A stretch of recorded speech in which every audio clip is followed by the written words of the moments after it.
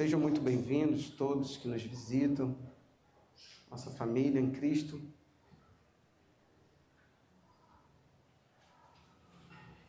Abra sua Bíblia, Lucas capítulo 2. Lucas capítulo 2, verso 41. Você está na comunidade cristã em Figueiras. Meu nome é Jefferson, obrigado. Sou pastor dessa igreja. Todos que nos visitam, vocês são muito bem-vindos. Volte sempre. Precisar de um apoio, nós estamos aqui para caminhar com você na sua fé em relação a Deus. Amém? O texto é Lucas 2:41. Nós somos um mês da família. E esse texto ele é um texto maravilhoso. Eu não sei quantos aqui não vão querer revelar a sua idade, mas eu sou do tempo que a minha mãezinha ela deu um mole, eu peguei meu álbum de fotografia e brinquei com ele. Então você imagina o que aconteceu? Não sobraram muitas fotos da minha infância. Alguns dos nossos filhos, eles vão ter até excesso de fotografia. Essa é a verdade, né? Felipe tem lá um OneDrive e tem muita foto do Felipe. Fotos que o OneDrive reconhece como duplicadas e por aí vai. Mas a grande verdade é que alguns de nós não possuímos muitas fotografias da nossa infância. E fotografia é recordação, sim ou não? Hoje, você vai olhar para mim, comigo, um recorte. Gente, ajeita o som aí, por favor, tá dando uma... Você vai olhar um recorte comigo da palavra, aonde vai contar para você um acontecimento sobre os 12 anos de Jesus.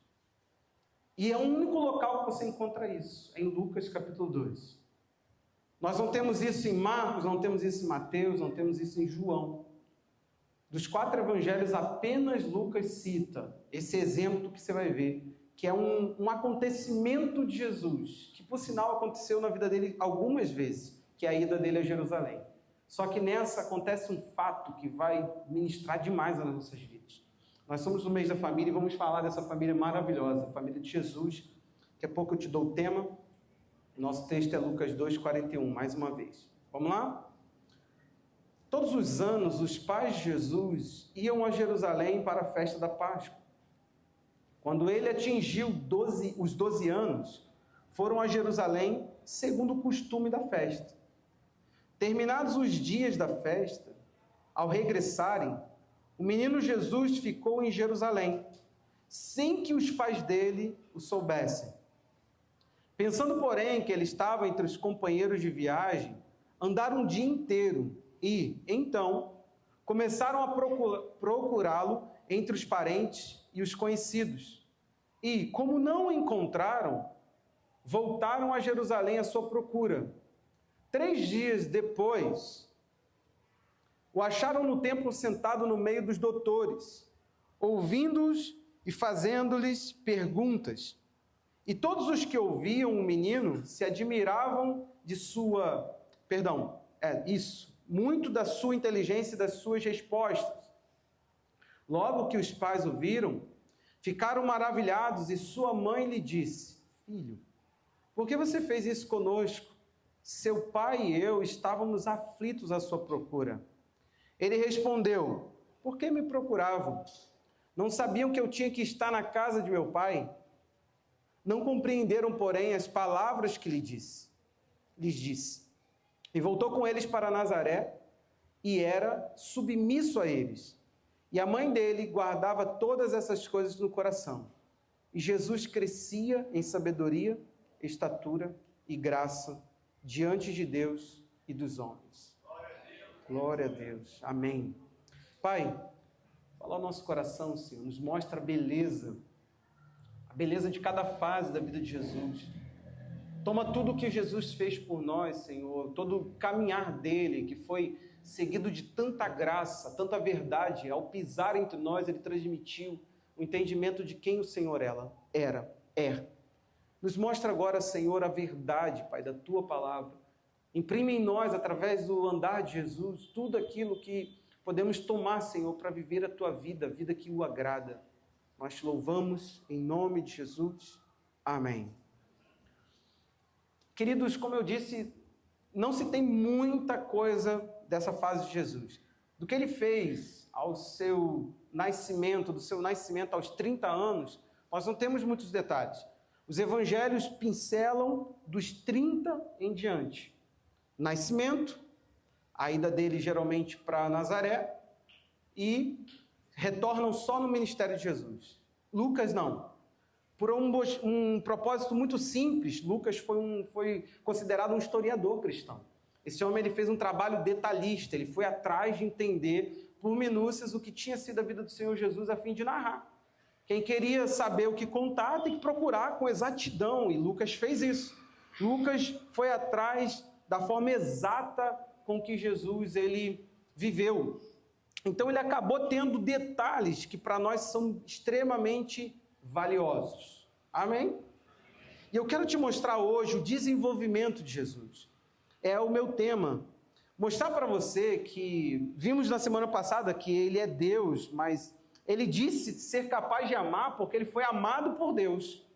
Hoje eu quero te mostrar um pouco da hombridade de Jesus, dele como homem, desse desenvolvimento natural, de coisas que aconteceram ao longo da vida de Jesus, que talvez não te chame tanta atenção, porque consideramos muito isso. Ele nasce de uma virgem de um modo sobrenatural e de repente ele aparece indo ao batismo, ao deserto e seguindo o seu ministério. E você lê os 4 evangelhos, cada um na sua expectativa ali, que o evangelista teve, e você lê isso e passa desapercebido que sim, a Bíblia fala algumas coisas sobre a vida de Jesus e esse tempo. E aqui nós temos Jesus com 12 anos de idade na passagem que nós lemos. Agora, é algo interessante.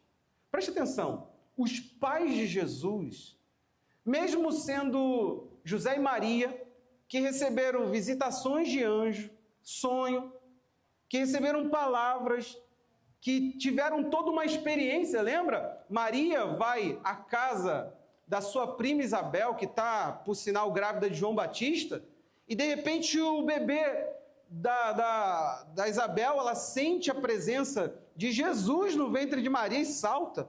Maria passou por todas essas experiências. José teve o sonho aqui, sonho ali, revelando a ele o que fazer. E ainda assim, Lucas coloca algo interessantíssimo sobre a vida de Jesus e o seu começo de história.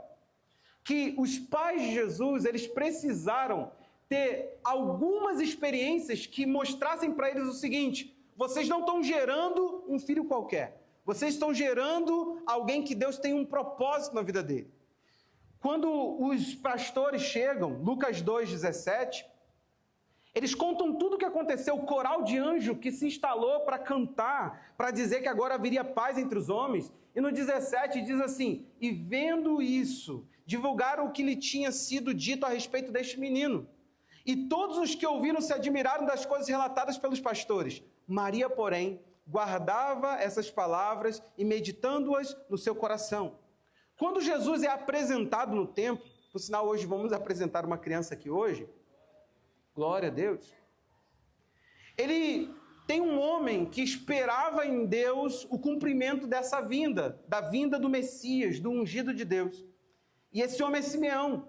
Em Lucas 2,33, Simeão fala tanta coisa boa sobre a vida de Jesus, sobre o propósito do seu nascimento, e o pai e a mãe de Jesus ouvem novamente, e o pai e a mãe do menino estavam admirados com o que se dizia a respeito dele.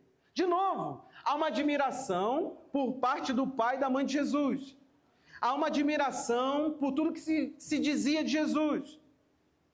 Quando chega no final de tudo, a Bíblia diz em Lucas 2, 39 e 40, que depois de terem cumprido tudo conforme a lei do Senhor, voltaram para a Galiléia, para a sua cidade de Nazaré.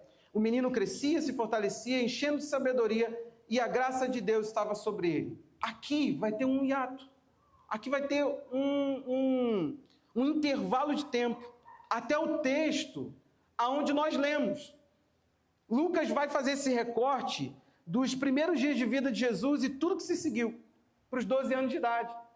Eu não sei se foi tão natural, a vida de Jesus foi tão repetitiva, monótona. Jesus cresceu, frequentou uma sinagoga, e na sinagoga se desenvolveu, aprendeu a ler, aprendeu a lei do Senhor e começou a aprender, e de repente a sua vida chega aos 12 anos e agora vai acontecer o fato que eu e você lemos.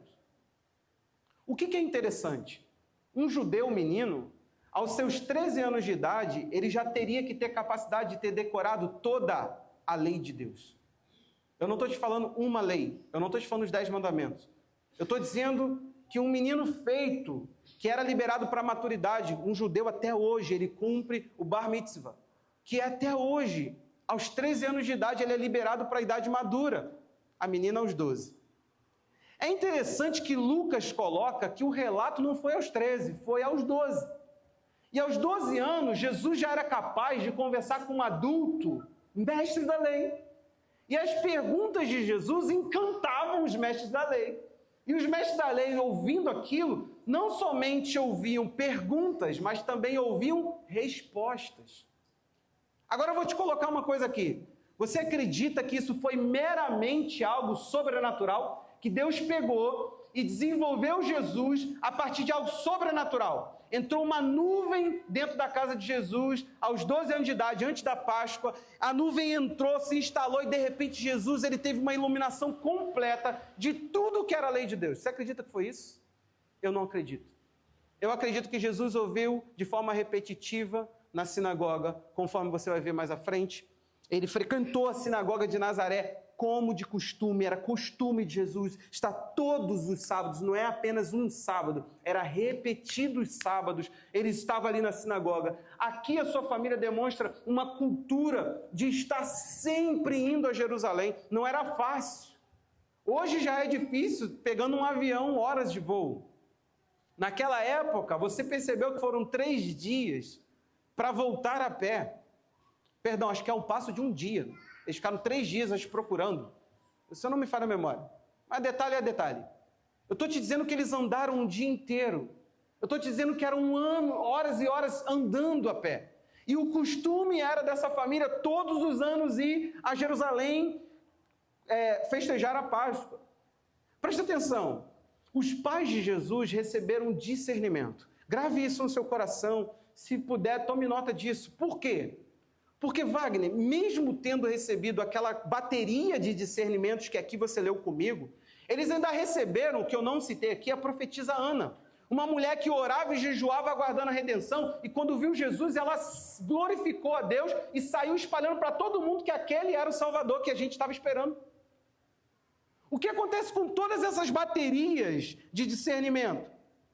Eles recebem nos pastores, recebem no cântico de Simeão, recebem na profetisa Ana, e tudo isso vai se somando, se não bastassem das experiências pessoais dele. Deixa eu te falar uma coisa.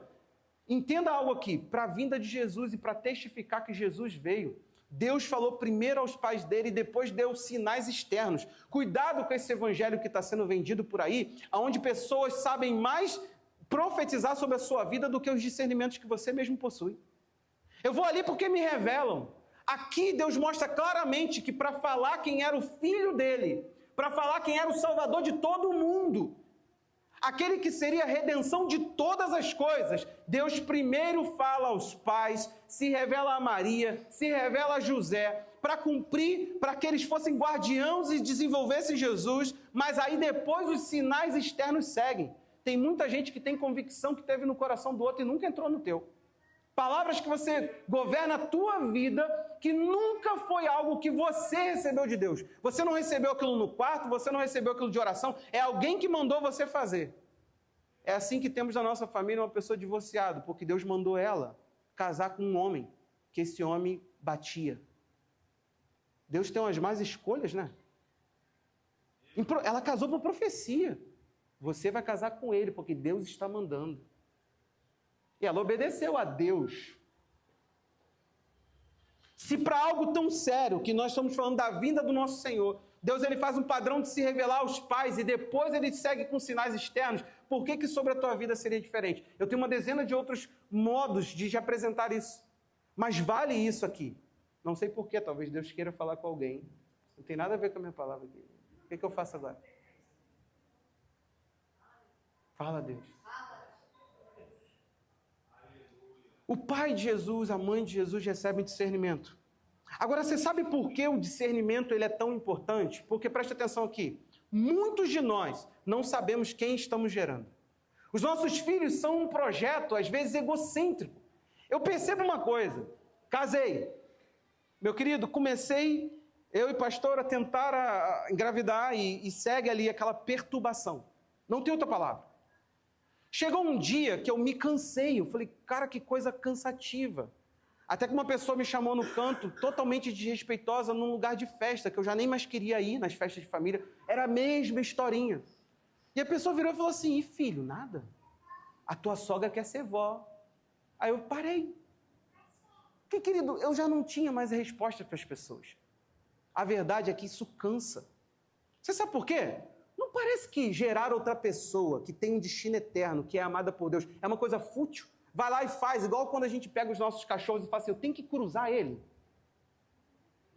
Você não conhece um pinche, não, para eu cruzar, porque ele nunca cruzou, tadinho. Eu tenho essa sensação que se fala de filho nessa mesma perspectiva. Já começaram, não já? Daqui a pouco vão começar a falar que está tarde, no relógio deles. Eu não entendo quem foi que mapeou para eles que o tempo é deles. Mas eles vão começar a dizer que está tarde para vocês. Aí sabe o que acontece? Gente, casal nenhum tem paciência de ficar explicando isso. Só que eu tive que ficar por 10 anos aguardando. Então você imagina. Eu falei para o tio, falei assim, ó, eu não sei o que te falar. Naquele dia eu não quis piada, eu não sei o que te falar. Sabe o que acontece? Talvez você não saiba que do outro lado tem uma dor ali. As palavras ofensivas, gente, as pessoas ensinam os outros a fazer filho. E eu estou te falando agora de como que se faz no sexo. Vou te falar uma coisa para você que sente que isso é algo que se deva fazer. Tua atitude é ridícula, alguém tem que te falar. Você é uma pessoa das mais vazias que eu desprezo. Nós estamos falando de uma pessoa. Nós estamos falando de uma vida. Nós estamos falando de uma história. Nós estamos falando de Salmo 139. Você sabe o que está escrito lá? Que Deus desenha uma pessoa e Ele desenha fazendo como um tecido, que é colocando fio a fio. Você está achando que um filho é um projeto de uma pessoa? De um casal? Para que o casal se sinta completo? Não! Família se faz de esposo e esposa. Deus não pegou Adão, Eva e Adão Júnior. Nem Sandy. Não teve. Ali se fez uma família quando o casal casou. Querido, você que é casado e não tem filho, você é uma família. Não deixe de falar outra coisa. É você que Deus chamou. É vocês que são o pilar dessa família. E filhos vão. Nós os enviaremos, amém? E vocês vão ficar. E a família é de dois, apenas dois. A única coisa que é para sempre nisso, até que a morte separe, é vocês dois. Os seus filhos vão. E tem que ir. Então receba uma coisa, você não está gerando alguém no aspecto físico, você não tem direito de governar, sair fazendo filho. Não é assim que a banda toca. Deixa eu te falar uma coisa aqui, o filho é um profundo propósito sendo gerado. Depois que você olha para um filho e tu pensa assim, meu Deus, eu tenho que desenvolver essa pessoa. Tu vai ver como é que é fútil o Instagram, a postagem, mãe rosa, mãe pink, mãe blue. Você vai ver como que isso tudo passa e tu começa a pensar assim, meu Deus do céu, é para sempre agora. Bom, é até que ele vá. E agora eu tenho que dar minha vida para que essa pessoa se torne uma pessoa. Então preste atenção. Mesmo com todo o discernimento, mesmo com todas as palavras, que Deus, aliás, faz uso desse princípio. Sabe por quê? Deus, ele faz sempre os pais discernir. O discernimento sempre tem. Eu aprendi isso sobre paternidade. Se você é um pai em Deus, com uma dedicação a Deus, de gerar no teu filho aquilo que Deus espera dele, você sempre terá um respaldo divino. Comece a fazer perguntas. Por quê? A mulher, Rebeca, ela faz pergunta, ela sente duas crianças lutando no ventre. Aliás, ela sente um movimento no ventre dela, porque ela não sabia que eram duas crianças, não tinha ultrassonografia. Não tinha 3D. Cara, é assustador aquele trem.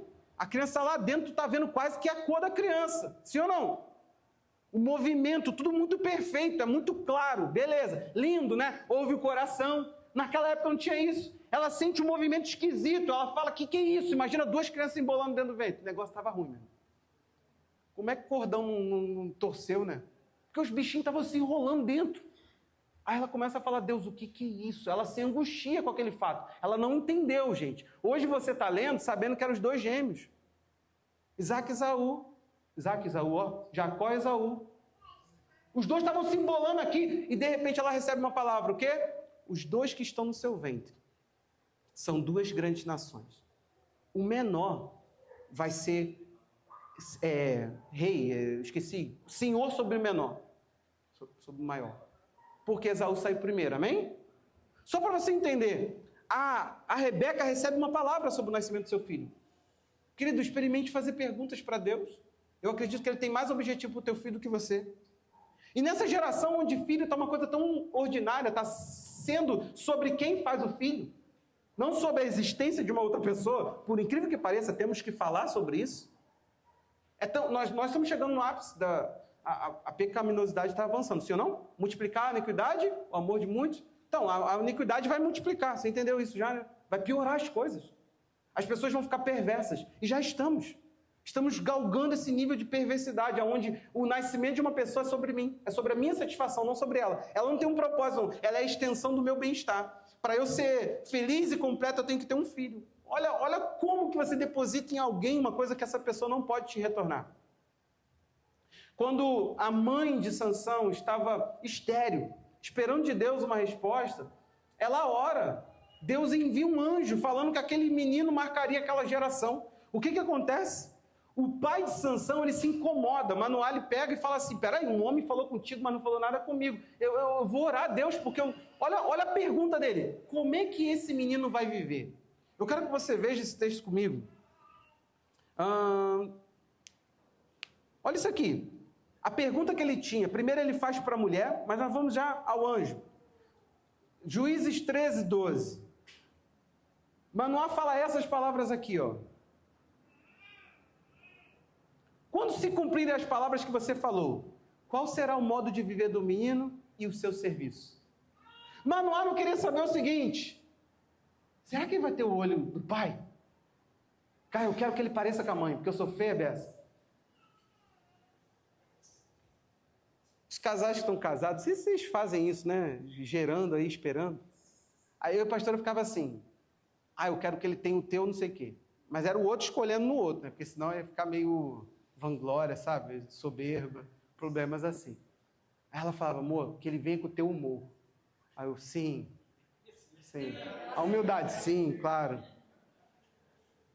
O Manoá, ele não pensa nisso. Ele não pensa assim, peraí, será que é o nosso jogador de futebol?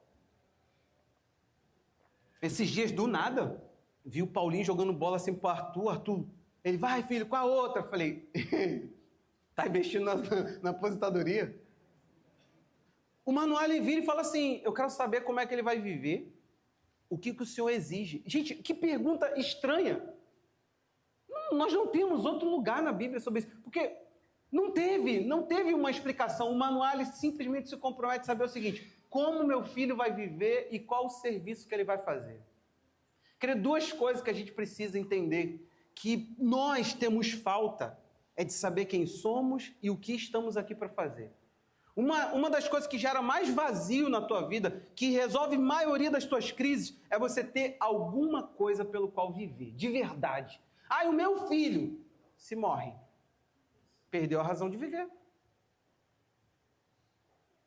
Se teu filho morreu, perdeu a razão de viver. Não, meu emprego, a minha razão de viver é minha profissão. Se dá ruim. Não pode ser uma coisa abalável, não pode ser uma coisa tola, uma coisa qualquer, uma coisa que você não governa de fato. Tem que ser iluminação, propósito. Você tem que ter isso como uma resposta divina. O Manoá recebeu, querido. O anjo de Deus deu para ele um projeto. Porque ele não entendeu que ia gerar simplesmente uma criança. Vamos botar no mundo. E agora tem que vir o segundo, tem que vir. Porque ainda tem essa. Eles não param. Wagner, começou a andar, começou a falar. Já começaram a perguntar, não? Gente, que sina é essa com a vida dos outros? Tá faltando algo? Vai para a internet pesquisar a vida dos famosos, tá tudo lá para você saber. As pessoas não estão por aí igual preá, igual o rato. As pessoas estão por aí, se elas estão vivendo em Deus, elas estão recebendo missão. Elas sabem da gravidade de falar, eis um filho, e agora? A Maria e o José receberam uma missão de Deus. Por isso que eles receberam discernimento, porque Deus sabe, Ele não pode nos abandonar, Ele não pode nos deixar totalmente vulneráveis a pensar um projeto, porque ninguém sabe elaborar um projeto. Vamos lá, você não caiu do nada, a menos que Deus tenha feito um processo com você. O teu propósito de vida, ele não veio do sopro, do vento.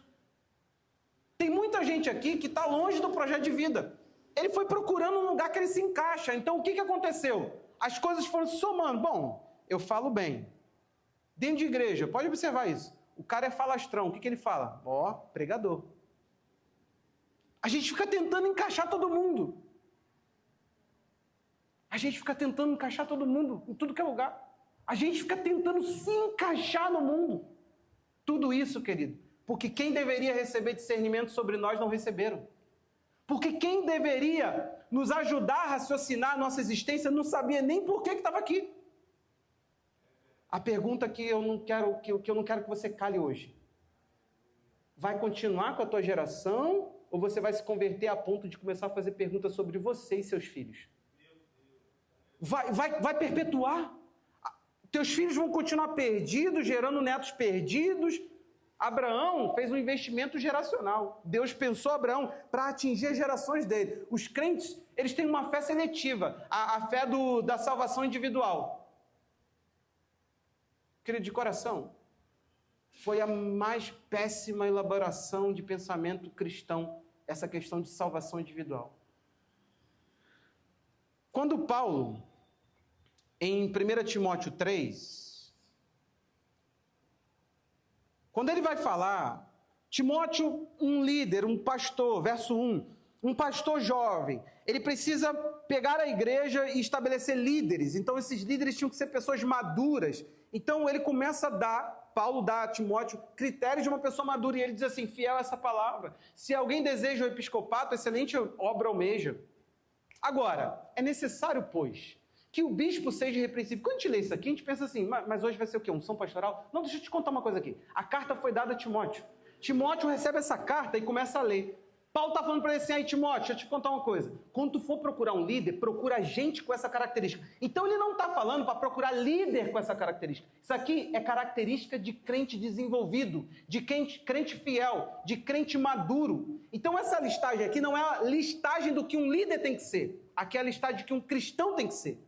E Timóteo saiu com aquela lista procurando quem que aqui na igreja seja irrepreensível, esposo de uma só mulher, moderado, sensato, modesto, hospitaleiro, apto para ensinar. Quem é, gente?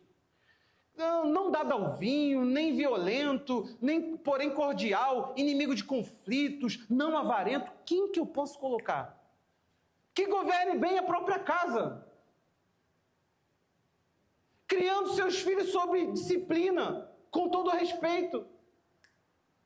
Pois se alguém, ele está argumentando, Timóteo devia ter olhado e falado assim, peraí, governa bem a casa, esposa de uma só mulher, que disciplina seus filhos, que cria bem os seus filhos, peraí, que característica engraçada. Aí ele vira e fala assim, se alguém não sabe governar a própria casa, é governado pela esposa, é frouxo, é fraco, ele não lidera junto com a esposa, ele deixa a esposa, ele ainda é o filho da mamãe. Como é que ele pensa que vai cuidar da igreja de Deus? Está cuidando nem dele. Ele vai ensinar outros a fazer o que se ele não tem feito? Isso aqui não é lista de pastor, querido. Isso aqui é a lista de crente. Agora, você sabe o que dói? Salvação individual. Meu filho que se lasque. Já pensou que Deus não colocou Jesus com pais perfeitos? Não? Não pensou não? A Maria chega e dá logo um sabão em Jesus. Por que você fez isso comigo com teu pai? Jesus vira e fala assim, senti a presença da glória, eu fiquei atraído pelo aquilo que me atrai. Eu não nasci para cuidar das coisas do meu pai, eu vim aqui no meu propósito, só que algo ficou diferente aqui esse ano. Esse ano eu quis ficar. Foi isso que ele respondeu. Tem umas versões que falam, não convém que eu cuide das coisas do meu pai? Ele falou, eu entendi o meu propósito. Você sabe o que a Maria e o José deveriam ter feito? Verdade. Verdade. O anjo falou contigo, falou comigo. O Simeão falou com a gente. Ei, a Ana falou. Os pastores falaram. O menino está sendo atraído pelo propósito dele. Foi isso que eles fizeram? Ele falou, não, você me deixou angustiada. Deu um sabão em Jesus. A Bíblia diz que Jesus pega, mesmo tendo entendido o seu propósito em Deus, recua, vai com eles para Nazaré, passar o quê? Dos 12, 16 anos, 18 anos. Eu estou melhorando matemática, André, estou treinando, calma, vai devagar comigo. 18 anos, silêncio, ficou lá, submisso e se desenvolvendo. Deixa eu te fazer uma pergunta. Você vê Jesus tendo encontros com a sua mãe durante o seu ministério, não tem? Vários. Alguém sabe do José? Faleceu. Jesus perdeu o pai. Ele sepultou o pai dele. Nos 18 anos, Jesus ficou perdendo, vivendo como carpinteiro. Daqui a pouco você vai ver o pessoal da sinagoga falando, é o carpinteiro. De onde esse cara começou a ser sábio? Como é que ele começou a ensinar? Ele não é de escola rabínica, ele é o carpinteiro, ele faz cadeira, gente. Alguém me belisca, eu não estou entendendo. Da onde vem sabedoria do carpinteiro? Esse cara tinha que ter feito madeira, ele trabalha com madeira, ele não sabe o que ele está falando. Como é que ele está falando tanta coisa profunda? Eles estão confusos. Então, fica claro para uma coisa, eles recebem discernimento e eles tiveram total participação no desenvolvimento de Jesus. Deus deu para eles, com essa palavrinha, e era-lhes submisso, Deus deu a eles total acesso à alma de Jesus. Agora me fala uma questão aqui, correu um risco, sim ou não? Gente, o diabo tentou Jesus e não foi de brincadeira. Hebreus diz que em tudo foi tentado, capítulo 5, em tudo. Então, as tentações do deserto é uma tentação que foi mostrada para nós, mas Jesus foi tentado por outras coisas. Aí eu te faço uma pergunta. Você olha Jesus nesse quadro, será que não foi um pouco irresponsável da pessoa de Deus? Se é que a gente pode falar isso? Colocar para Maria e José e falar, cuida do meu filho? Correu um risco, sim ou não? Eu sempre faço essa pergunta quando eu coloco essa questão. Será que Deus confiaria Jesus a vocês?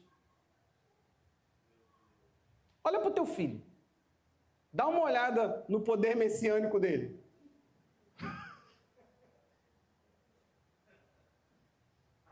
Dá uma olhada na paixão dele por Deus. Hã?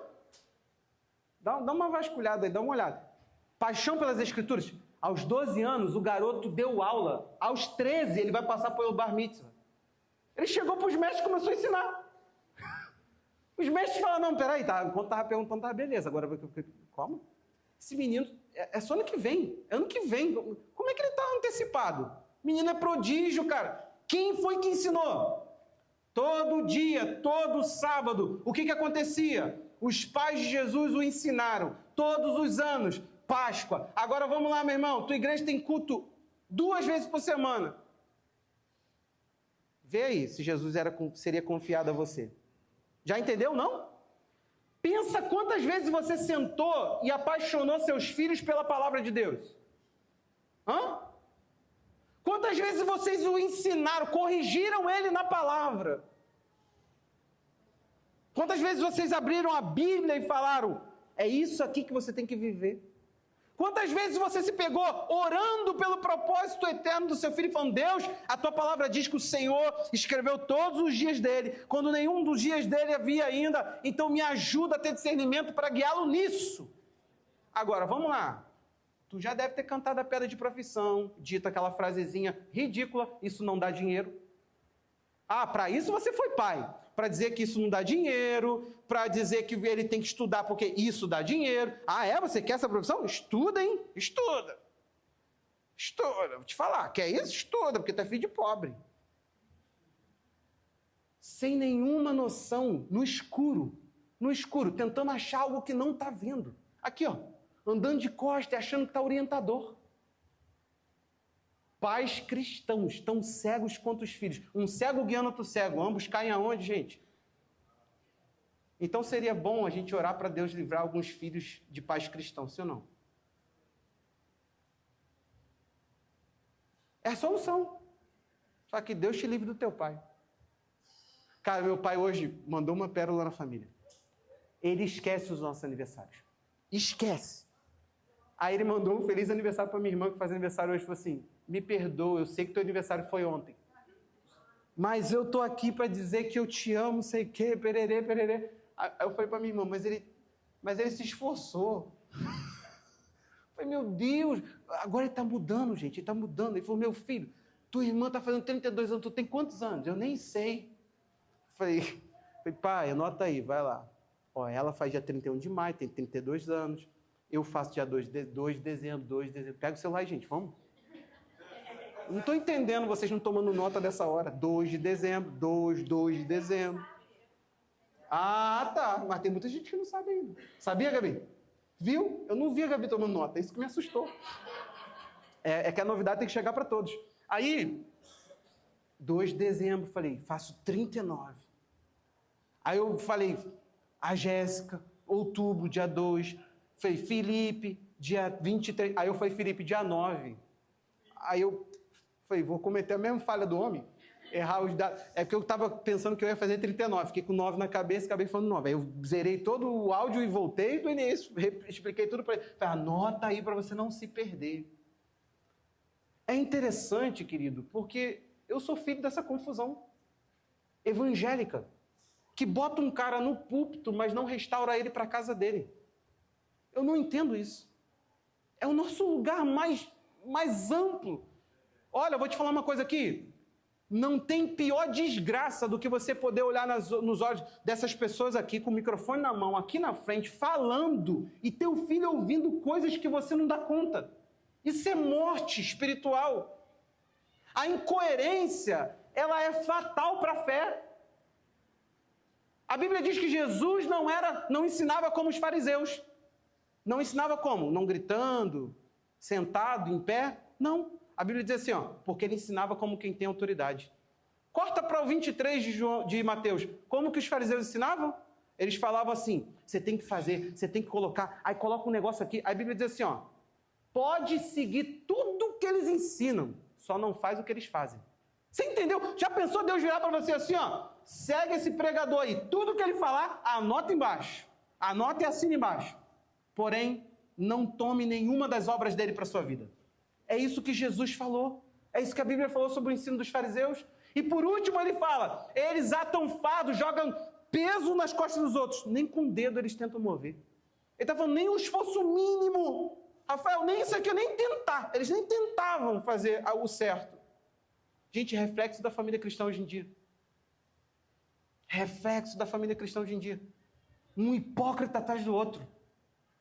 Famílias quebradas porque falta essa coerência, esse alinhamento. Deus deu Jesus para José e Maria porque eles eram pessoas que tinham um caráter fiel, apesar de homem, falho, eu te mostrei aqui. Que tinham a necessidade de desenvolver fé e tudo mais. Eles foram e seguiram com Jesus para Nazaré e viveram lá 18 anos em Nazaré. Agora, sabe uma coisa que é interessante? Os pais deles eram zelosos por Deus todos os anos. A Bíblia não fala assim, eles foram nesse ano, foram quando deram. Eles foram todos. Todos os anos eles estavam como a lei orientava, cultuando a Deus na Páscoa em Jerusalém. Agora, o texto de Lucas 4,16, eu não imagino uma criança falando assim, eu vou ali na sinagoga, tá bom? 4,16 diz assim, Jesus foi para Nazaré. Aqui Jesus já está no seu ministério, após toda a tentação, deserto, início de ministério.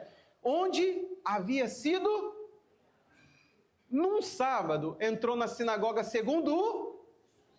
Tá, a criança não pegou do nada e começou a ir para a sinagoga sozinho. Jesus, ele foi com os pais. Depois se tornou o costume dele. Jesus era um baita judeu. Jesus era um baita judeu. Jesus era um judeu disciplinado. Corta para você, querido. Quantas vezes teus filhos viu você miseravelmente planejando faltar culto com as desculpas mais esfarrapadas que toda a tua família soube? Que aquilo ali demonstra a indisciplina espiritual que você anda. Hã? Você acha mesmo que é esse impacto que você vai causar em alguém?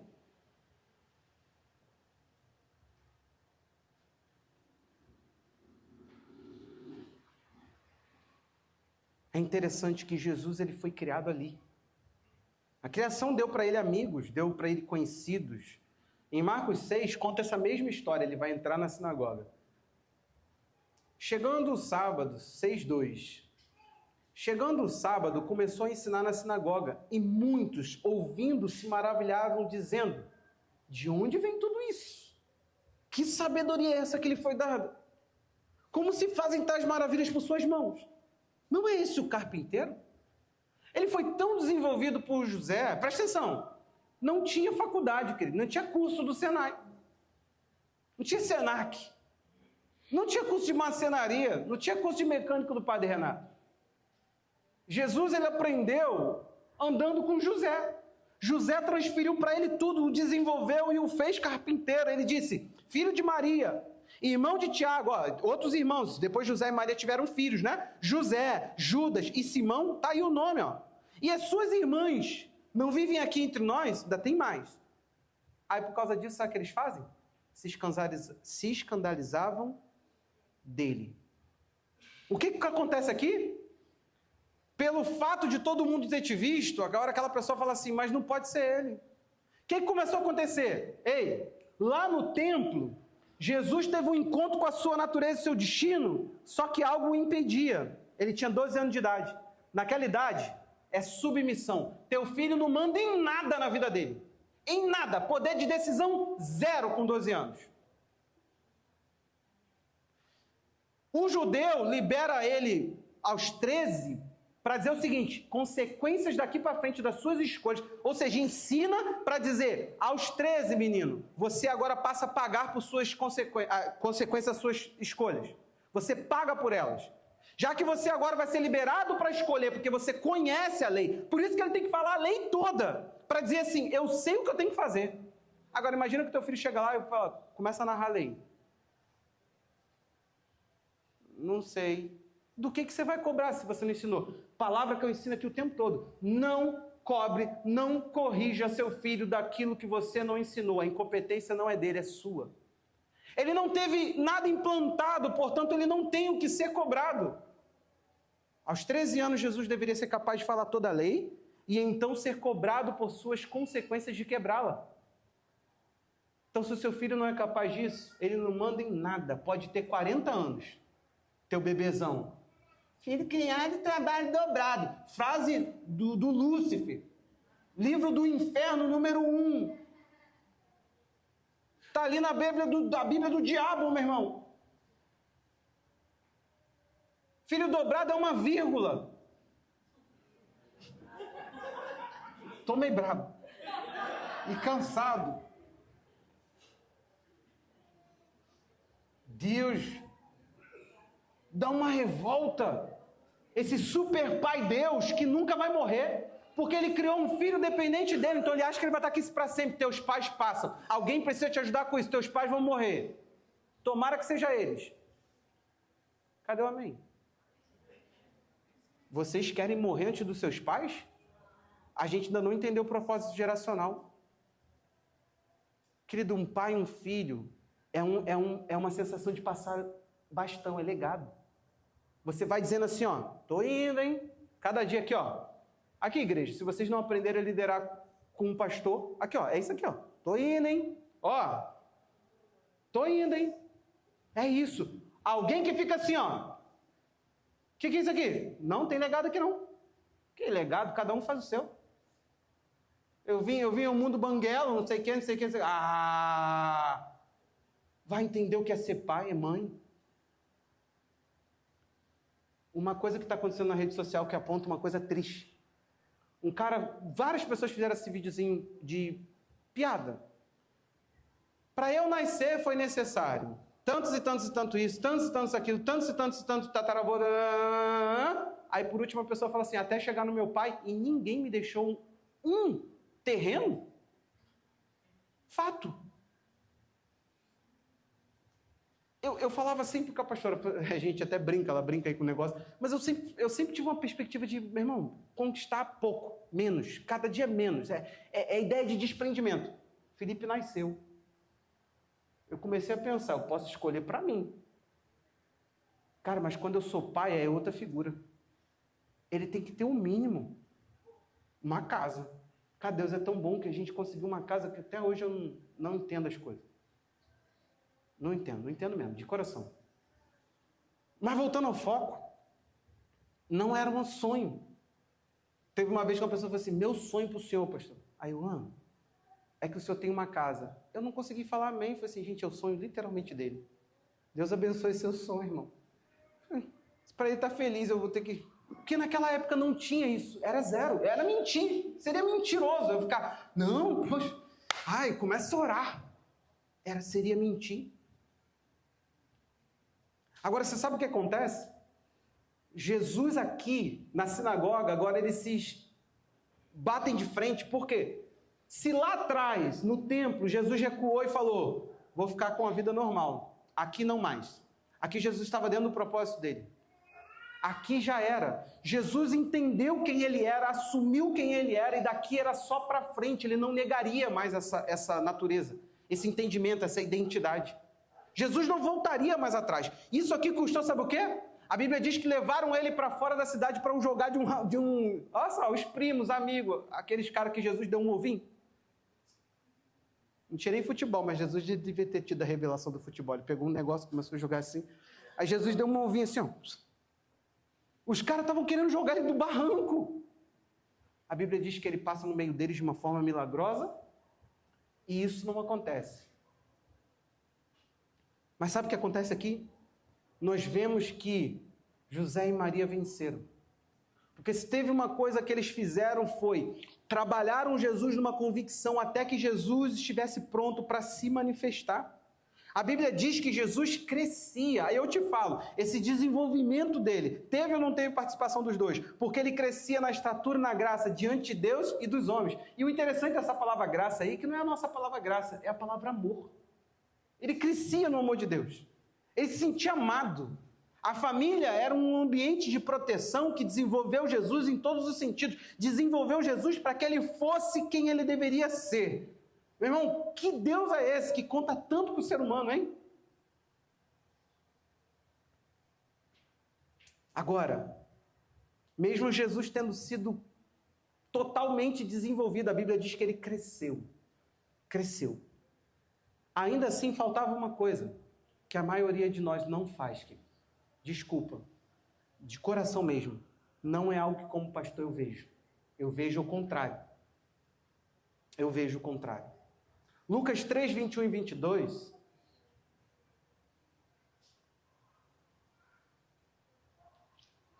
Ao ser batizado, a ser todo o povo batizado, Jesus também foi batizado. E aconteceu que, enquanto ele orava, o céu se abriu. O Espírito Santo desceu sobre ele em forma corpórea como pomba. Do céu veio uma voz que dizia, este é o meu filho amado, em ti me agrado. Agora, 4:1. Jesus foi cheio do Espírito Santo e voltou do Jordão e foi guiado pelo mesmo Espírito no deserto. 14. Então Jesus, no poder do Espírito Santo, voltou para a Galileia. A sua fama correu por toda aquela região e ensinava nas sinagogas, sendo elogiado por todos. Preste atenção aqui. Quando Jesus ele foi desenvolvido, ainda faltava algo nele, que a maioria de nós não faz. Agora não tem nada a ver com você, querido. Você, filho, Tá, eu também sou filho frustrado de crente. Eu também estou vendo as incoerências do meu pai. Deixa eu te falar uma coisa aqui. Nada impede de que você tenha uma experiência com o pai que te ama. Você tem que desvincular, você tem que entender que você tem uma identidade que Deus quer soprar. Se os teus pais falharam no sopro da sua identidade, Deus não falhará. Ele vai liberar o Espírito Santo e o Espírito Santo de Deus vai desenvolver todo esse projeto que ele tem para você.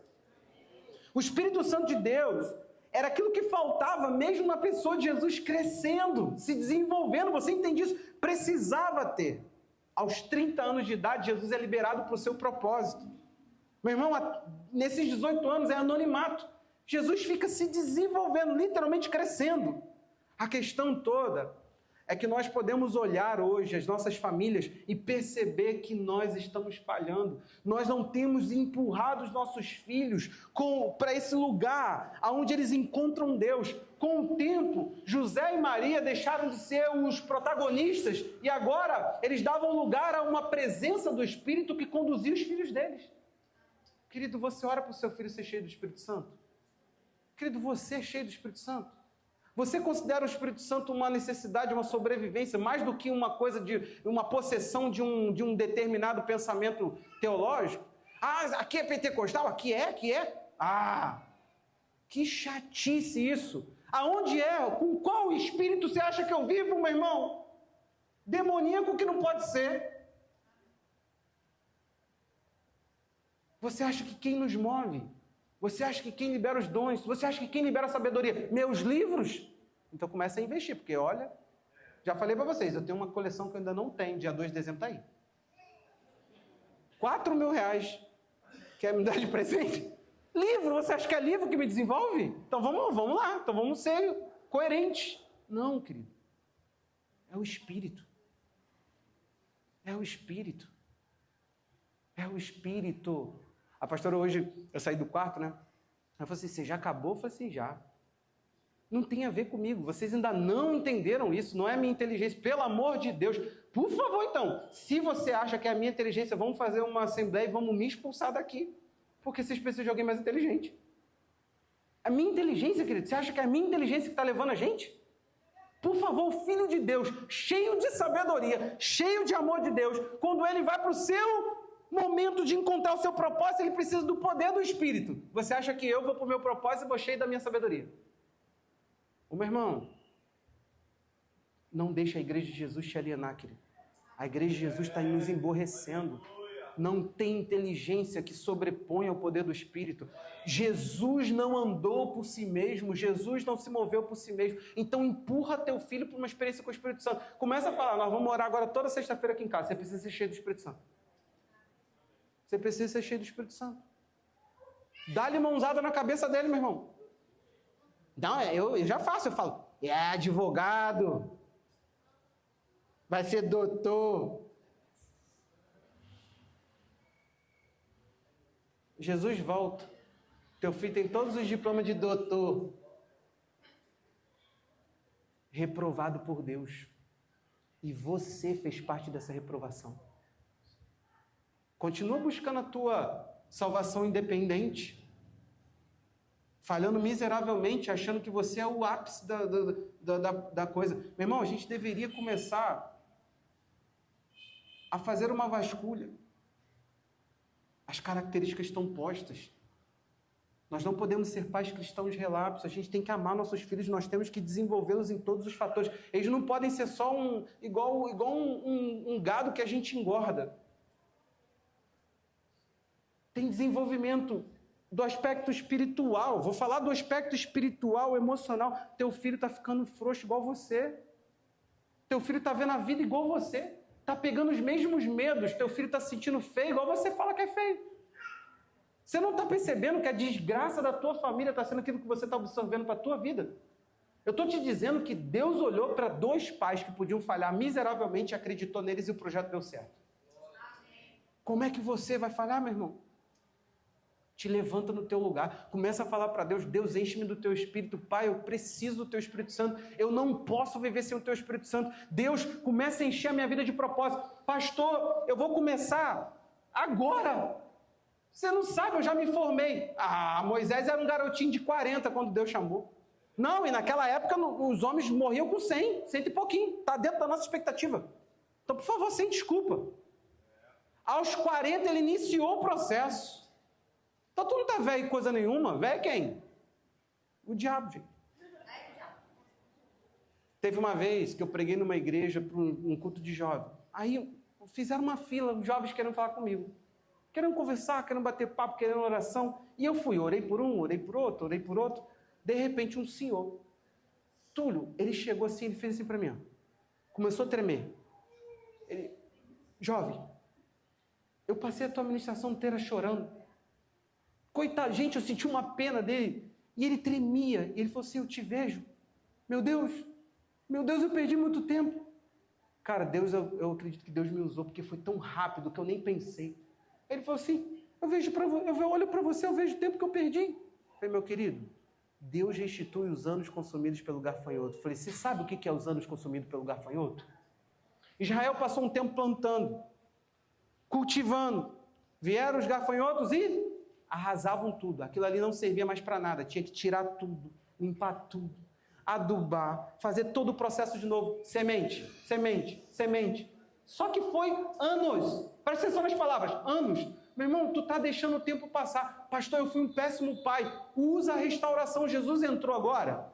É daí para frente, meu irmão. Nós não temos ideia. Nós não temos uma história de conto de fada, não. Tá todo mundo lascado, sim ou não? Eu fui pela minha família, não sei você.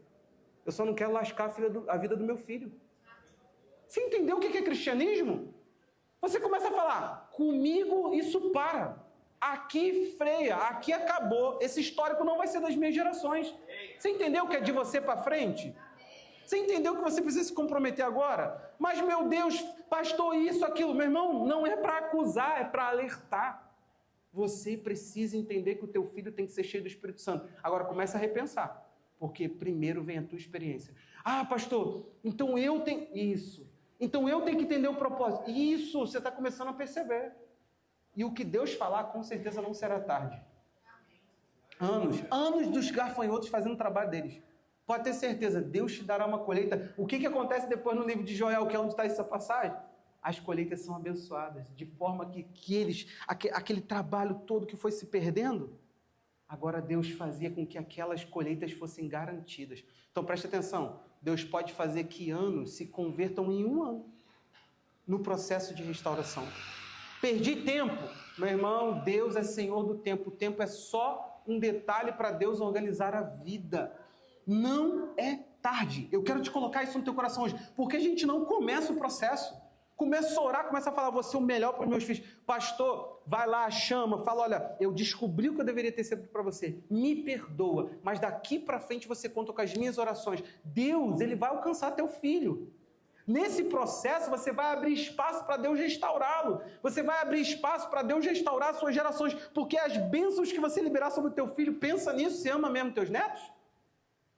Então pensa que tudo que tu liberou aqui, vai provavelmente cair aqui, Você tem noção que eles vão desembocar nos teus netos? Aí você diz, não, neto é diferente. Então, tu lascou a vida do teu filho e agora você está querendo... Lembra o que os pais falam? Não, avó não é para estragar. Não, você já estragou. Com essa mentalidade você já estragou. Pode ter certeza, não precisa fazer nada. É só sair e deixar teu filho fazer, porque você já estragou uma vida, com toda certeza. Agora, se você tem visão bíblica, você pensa de forma geracional. Você enxerga e fala assim, cara, quem serão os meus? Tá aí uma heresia que eu queria praticar. Eu queria poder voltar depois dos mortos. Porque eu acredito que Jesus vai vir. Gente, eu acredito que Jesus virá. Eu acredito. A minha geração, se eu vou morrer, talvez 5 anos eu vou voltar. Não, gente, não é voltar dos mortos, não. É voltar com Jesus. Porque Jesus está muito perto de vir. Mas, se acontecer de eu estiver errado, porque isso eu tenho convicção, é meu desejo. Eu penso, meu Deus, nós vamos ainda ter tempo para... Como é que a gente vai sobreviver a nós mesmos? A coisa está tão ruim. Então eu penso que Jesus está vindo muito rápido. Tá. Mas se isso não acontecer, eu queria poder voltar dos mortos. Não é voltar de vez, não. É só voltar para dar umas piadinhas. Assim, cara, será que eu consegui? Porque eu quero olhar a igreja. Eu não estou só gerando meu filho. Fico assim, pastor, vai vir o segundo. Não, falo assim, gente, não. Eu não quero, não. Que isso? Que isso? Eu ajudo vocês a criar os filhos de vocês. Eu penso no teu casamento, eu penso nas tuas finanças, eu penso até nas tuas obras. Você tem noção de quanta coisa eu penso? Então não, eu estou feliz com meu filho, saciado. Já falaram assim, ai, mas ser filho único é muito ruim. Gente, eu estou te falando que o projeto é totalmente humano, é governo da terra. Gente, que ideia ridícula! Nós não somos bois. Ah, está escrito multiplicar e encher a terra. Encher? Precisa? Tem uns aí que já estão fazendo por nós, irmão. Já estão compensando a nossa falta. Fica tranquilo. Sim ou não? Tem uns aí que, rapaz, sim ou não? Minha avó já fez por mim. Minha avózinha. Sim ou não, gente? Eu deixo os outros encher o... A gente está precisando, presta atenção aqui. Nós precisamos focar em pensar a nossa geração. Meu irmão, quando a gente olha para isso tudo que eu acabo de dizer hoje para você, pensa nisso aqui, ó. Se Jesus precisou ser desenvolvido, quem dirá teu filho? Será que é uma atrocidade que temos feito com a nossa fé? É debaixo disso que eu quero terminar com uma coisa para a gente orar. 1 Timóteo, esse mês da família se encerra assim. 5:8, vamos ver se eu errei.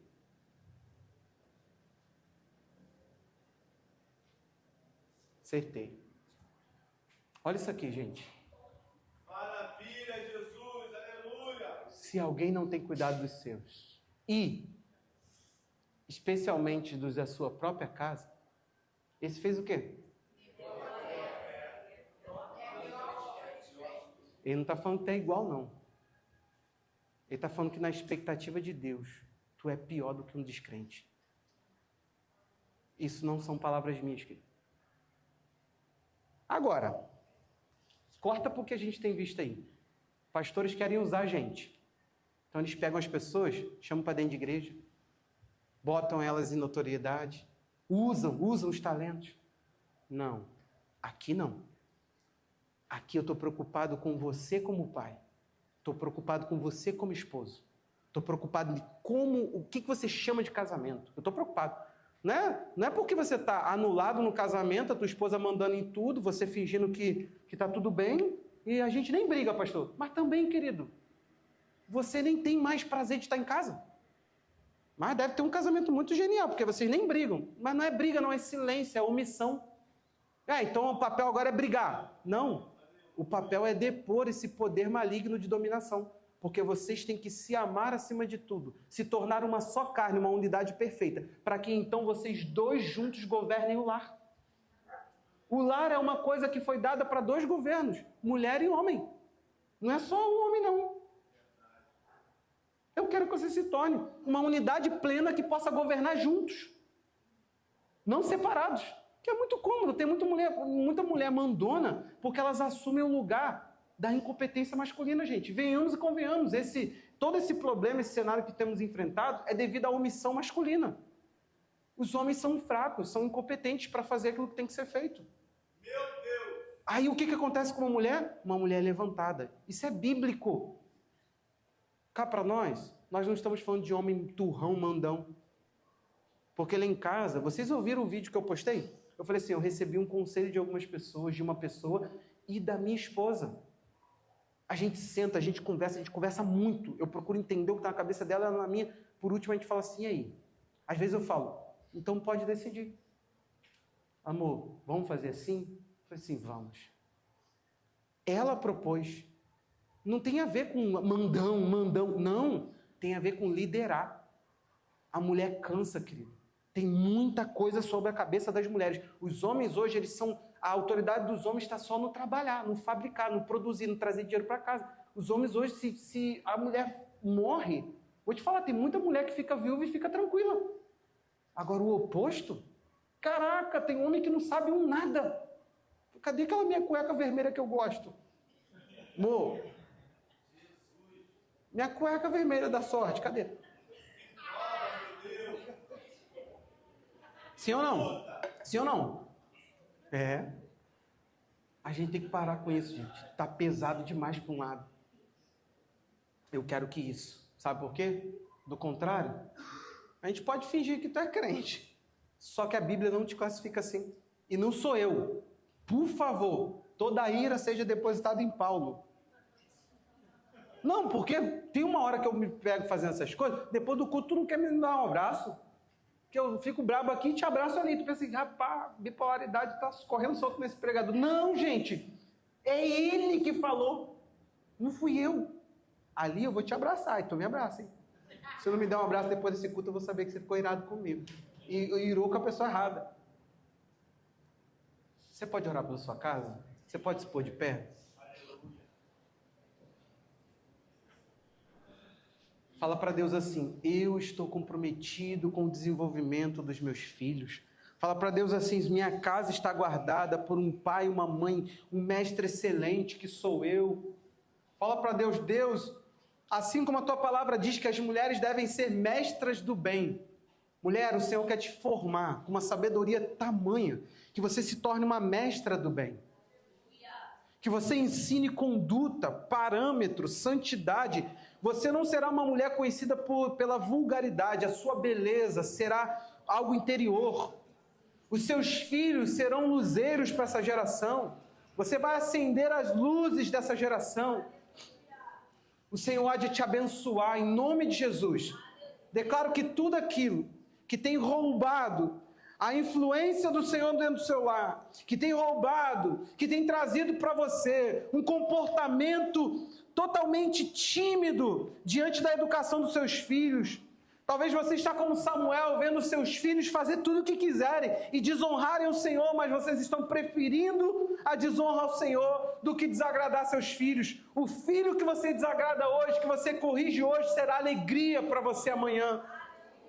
Você não foi chamado para ser popular, você foi chamado para ser um pai aplicado, disciplinado. Que o Senhor te levante agora com uma ousadia dentro da tua casa, para você dizer, assim diz o Senhor, essa é a vontade do Senhor. Traz, Senhor, em nome de Jesus, esse batismo no Espírito agora.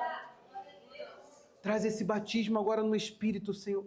Corrige os nossos caminhos, converta o coração dos pais aos filhos e dos filhos aos pais. Converta, meu Pai. Converta, Senhor, em nome de Jesus.